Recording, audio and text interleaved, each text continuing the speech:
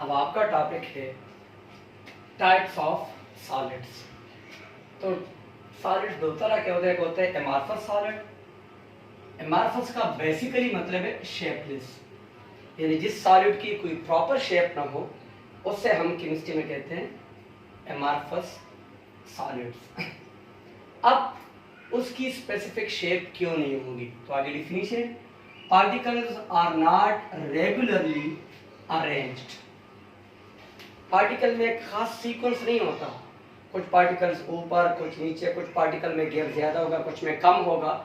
When the particles are not properly arranged, they have not equal gaps, तो इससे एक irregular shape बनेगा and that shape is called amorphous। Two dimensional shape होगा इसकी। और जब उसकी शेप फिक्स नहीं है तो इसका मेल्टिंग पॉइंट भी फिक्स नहीं होगा, यानी ये जो एक ही सॉलिड है इसके एक साइड पे मेल्टिंग पॉइंट कुछ और होगा, सेंटर में कुछ और होगा, क्योंकि पार्टिकल्स की अरेंजमेंट डिफरेंट है। पार्टिकल एक तरह से अरेंज नहीं है। जब पार्टिकल एक तरह से अरेंज नहीं है तो फोर्स ऑफ अट्रैक्शन भी एक जैसे नहीं होंगे, इसलिए मेल्टिंग पॉइंट डिफरेंट होते हैं। एक ही सॉलिड के अंदर हो सकता है कि जो सबसे शुरू वाला पार्ट है उसका मेल्टिंग पॉइंट और हो, सेंटर में पार्टिकल की अरेंजमेंट और होगी तो उसका मेल्टिंग पॉइंट और होगा, एंड पे पार्टिकल्स की अरेंजमेंट और होगी तो उसका मेल्टिंग पॉइंट और होगा। ये एग्जांपल है प्लास्टिक, रबर वगैरह। क्रिस्टलाइन सॉलिड इसके नाम से पता चलता है, जिनमें proper 3 dimensional arrangement of the particle होंगे। All the particles are equally arranged, have equal gaps between all the particles. जब पार्टिकल्स एक सीक्वेंस में अरेंज है तो फिक्स शेप होगा, मेल्टिंग पॉइंट भी फिक्स होगा, क्योंकि पूरे सॉलिड में arrangement of the particle same है। इसकी एग्जांपल डायमंड है, सोडियम क्लोराइड है, जितने भी आयनिक कंपाउंड्स है वो आते हैं क्रिस्टलाइन सॉलिड से। आगे एक और two definition, allotropy. Different forms और different shapes of the element in the same physical state are phase. एक ही एलिमेंट की different shapes but in the same physical state का मतलब क्या है, या तो आप सारे सॉलिड फॉर्म में ले लें, या आप सारे गैसियस फॉर्म में ले लें, या आप सारे लिक्विड फॉर्म में। ये नहीं है कि एक फॉर्म आप सॉलिड में ले दूसरा लिक्विड में, नहीं, सेम फिजिकल स्टेट। ठीक है। अब एलोट्रॉपी क्यों होती है, उसके दो रीजन है। या तो नंबर ऑफ एटम डिफरेंट होंगे, मसलन ऑक्सीजन दो तरह का होता है, एक O2 मॉलिक्यूलर ऑक्सीजन, ये जो हम इनहेल करते हैं, दिस इज O2, एक O3 ओजोन। अब O2 और O3 में क्या फर्क है, ऑक्सीजन के नंबर ऑफ एटम्स का। O2 में ऑक्सीजन के 2 एटम्स हैं और O3 में ऑक्सीजन के 3 एटम हैं, तो may be number of atoms are different. Second reason क्या है, different arrangement of atoms.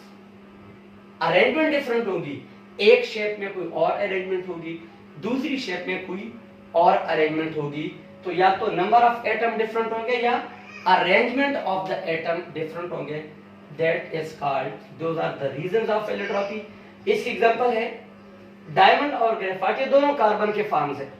Diamond भी कार्बन है और ग्रेफाइट भी कार्बन है, दोनों में कार्बन के एटम्स की जो अरेंजमेंट है वो डिफरेंट है, डायमंड में और है और ग्रेफाइट में और है। अब जरा इसको थोड़ा सा डिटेल से पढ़ लीजिए, ये आपके नोट्स भी है, आपने ऐसे एज इट इज लिखना है जिस तरह मैंने लिखे हुए, ठीक है। ये आपको क्लियर नजर आ रहे होंगे।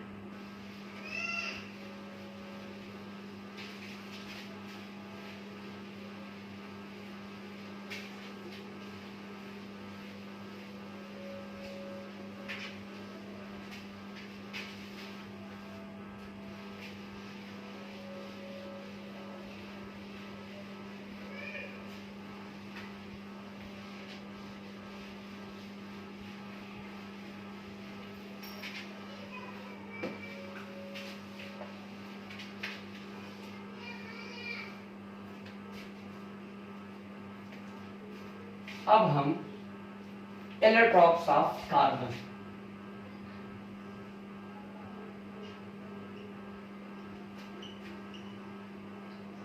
तो बेसिकली कार्बन के 3 इलेक्ट्रॉन्स, यानी कार्बन के 3 डिफरेंट शेप्स है।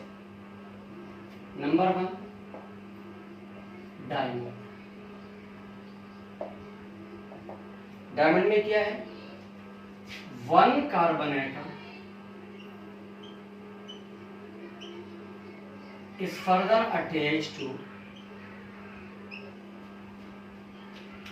4 carbon atoms.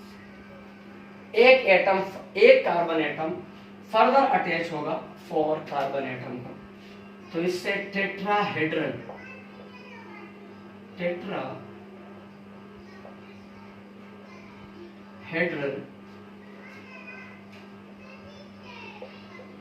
Shape, tetra mean 4 और हेड्स मीन कार्नर्स, यानी इस शेप के 4 कार्नर होंगे, टेट्राहेड्रल शेप बनेगी।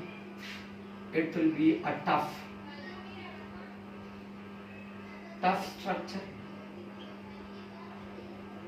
स्ट्रक्चर होगा, इसलिए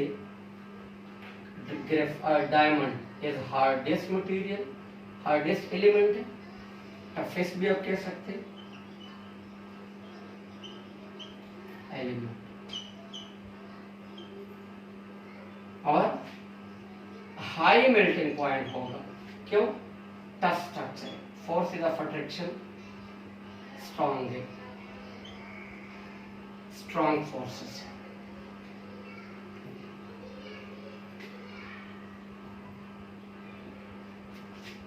स्ट्रॉन्ग फोर्सेस ऑफ अट्रैक्शन। दूसरी इसकी फॉर्म है एलेक्ट्रॉन की फॉर्म, ग्रेफाइट। 1 कार्बन एटम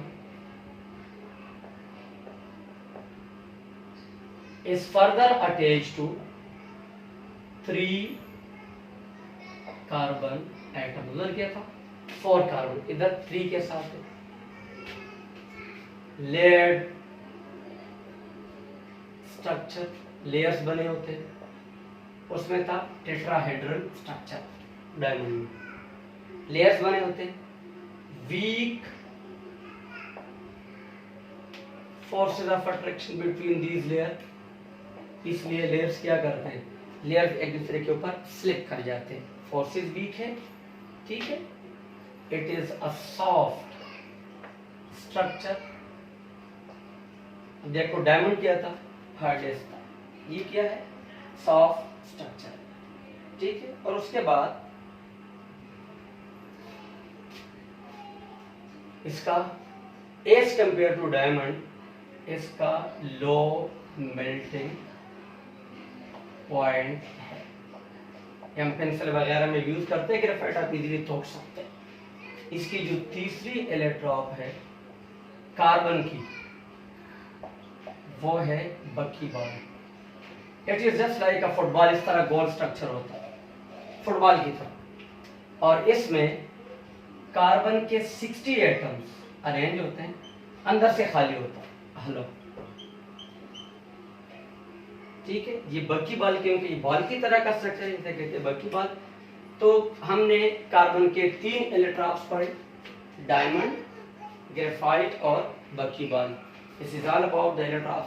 जो एलिमेंट्स पर भी इलेक्ट्रॉन्स से हम डिस्कस करेंगे, यही आपके नोट्स हैं, ठीक है। इसको प्रॉपर नोटबुक्स में लिख दें।